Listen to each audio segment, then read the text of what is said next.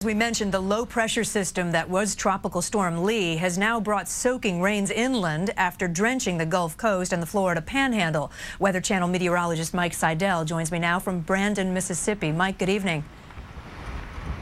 Good evening, Kate. The rain here at the reservoir has ended as what's left of Tropical Storm Lee heads northeast. The storm is responsible for one death in nearby Jackson, Mississippi. It's also spawned as many as 20 tornadoes as the damage continues to mount.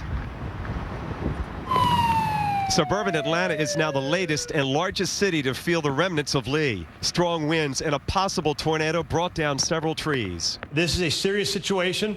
Potential tornado circulation right now. While in Gulf Shores, Alabama, rough surf may have taken the life of a 16-year-old.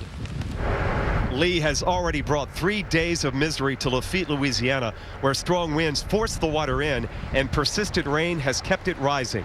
I'm disgusted. And if this wasn't my home, I'd be gone. Donna Encalate's family has lived here for more than 100 years. Today, she and her husband guided their canoe down the street named for her family. Nobody expected it to be this bad. I don't think we had this much water for Katrina. At the Camelot Apartments in Jackson, residents evacuated, but Henry Jenkins stayed behind to start the cleanup. I just tried to block some of it out, but it got to come so much, what to do. We're trying to unclog the drain. We got that. Outside, Lori Jones was hard at work in her oven mix, clearing debris to help the water recede. We got a lot of trash. Get stuck up in them when it rains. Take a look at the volume of water cascading over the spillway.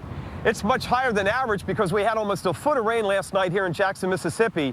And look what that's done to the Pearl River.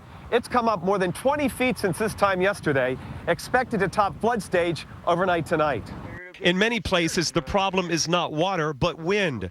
A tornado hit Perdido Key, Florida, leaving behind shattered buildings and grateful residents. I woke up to a half a house, and the greatest thing is I woke up to a whole mother. That's my biggest concern. The bad news tonight is what's left of Irene, I should say Tropical Storm Lee, a big blob of tropical moisture, is heading northeast into some of the same areas saturated by the rain from Irene, and that means it won't take much rain to kick in more flash flooding. Kate? They're still recovering from that. Mike Seidel, thank you so much.